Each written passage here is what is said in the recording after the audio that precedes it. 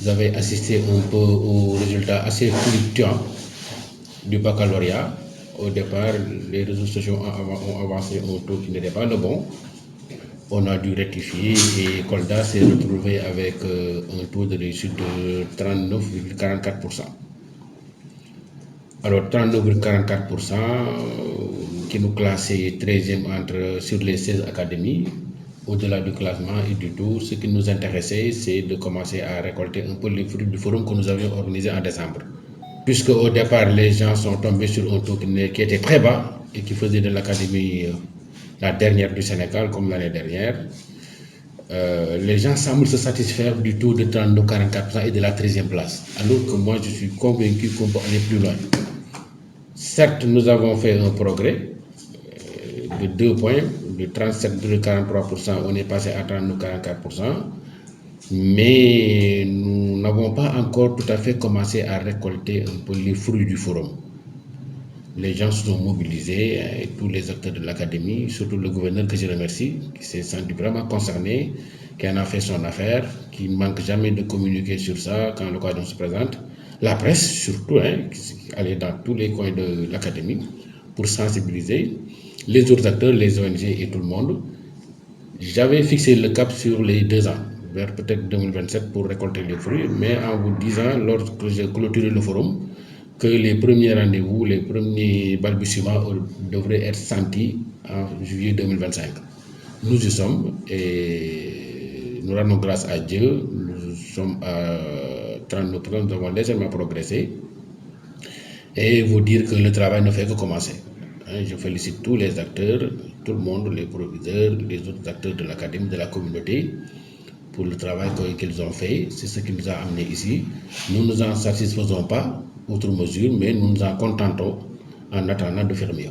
Voilà, vous savez, nous faisons la part entre le privé, le public et les candidats libres, puisque nous sommes à 39,44%, et dans ces 39,44%, le public a un taux de 54,60%, donc tout à fait au-dessus du taux national qui est de 47 et quelques pourcents.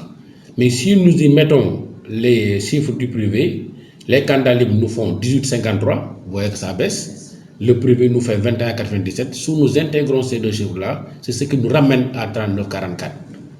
C'est pourquoi le forum, nous avions noté cela depuis le forum, et ça va nous permettre dès octobre de mettre le doigt là où ça fait mal, parce que nous connaissons notre problème. Alors maintenant, nous sommes retrouvés sur les 5856 candidats, 2227 ont réussi, avec à peu près 1187 garçons et 1040 filles. Donc les garçons l'emportent légèrement, ils font 43,69% de ceux qui ont réussi, contre 38,28% pour les filles. C'est peut-être au niveau des mentions où nous avons eu 3, très bien, contrairement à l'année dernière où nous n'en avions qu'une.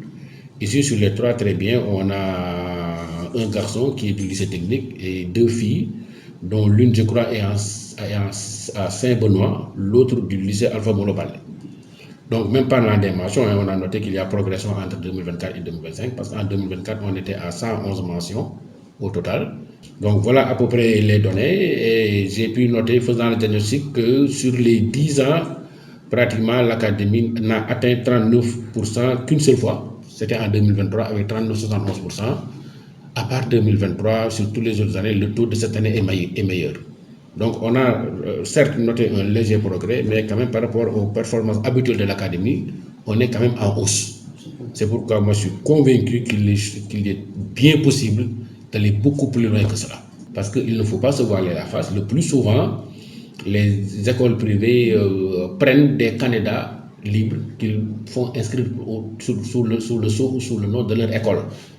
Et parfois, il y en a qui viennent se présenter sans véritable niveau et qui font baisser ces résultats-là. Donc tout ça, c'est peut-être un tout premier élément d'analyse, mais nous irons plus loin que ça, beaucoup plus profondément que ça, pour y mettre le doigt et les yeux dans les yeux, parler aux acteurs, aussi bien au privé qu'à certains lycées du public, ainsi de suite, pour qu'on puisse ensemble faire progresser les résultats. Donc c'est vous dire que c'est peut-être un tout premier élément d'analyse à chaud, mais nous irons plus profondément. Je suis en train même d'imaginer un peu réunir peut-être un échantillonnage des acteurs du forum pour qu'on évalue ensemble ces résultats-là et que chacun dépoussière ses engagements et qu'on puisse un peu aller dans les stratégies, dans les solutions pour régler ces problèmes. Souvent, dans les séries scientifiques, les filles dominent.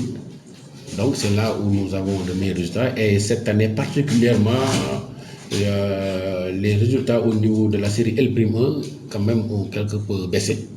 Donc, c'est vous dire que quand nous avons obtenu ce tour-là, c'est parce que quelque part, les séries scientifiques, surtout les filles qui sont dans les séries, ont quelque peu sauvé la face, fait sauver la face. Parce qu'il faut noter que le forum a été tenu en décembre et tout de suite on est entré dans le mois de janvier, les compositions du premier semestre se sont invitées.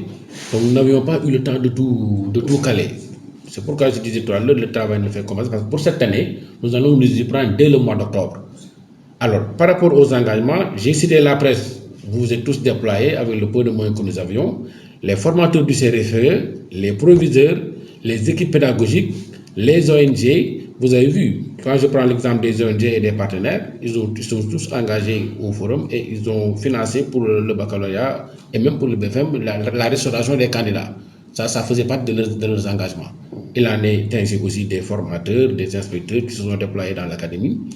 Et en si peu de temps, ça a pu nous donner quelques résultats satisfaisants. On a au moins progressé. Donc, c'est vous dire que si dès le mois d'octobre 2025, nous réchauffons ces engagements-là et que les gens se déploient, j'ose espérer quand même que nous aurons des résultats encore beaucoup plus probants. Vous savez, nous sommes souvent confrontés à des problèmes de calendrier. Vous savez, entre les compositions du premier semestre, celles du deuxième semestre, les examens de fin d'année, avec tout le mois de mai pratiquement qui est pris par les examens nationaux, à savoir les anticipés du bac, le concours général et tout, parfois c'est assez compliqué. C'est pourquoi on s'est dit souvent, on laisse les gens faire le composé jusqu'au premier semestre, on analyse et on va vers les examens blancs. Donc, très bien organiser un seul examen blanc vers fin avril, ça peut nous permettre très rapidement de les analyser et de voir un peu quels sont les goulots d'étranglement et de nous réajuster pour amener nos élèves vers l'examen de fin d'année. Ça aurait été mieux qu'on en organise 2, pourquoi pas même 3, mais parfois ça peut être très compliqué. C'est peut-être à l'élémentaire que c'est possible. Mais pour les moyens secondaires, parfois c'est très serré et on se contente d'un examen que nous analysons profondément pour en tirer les conclusions idéales.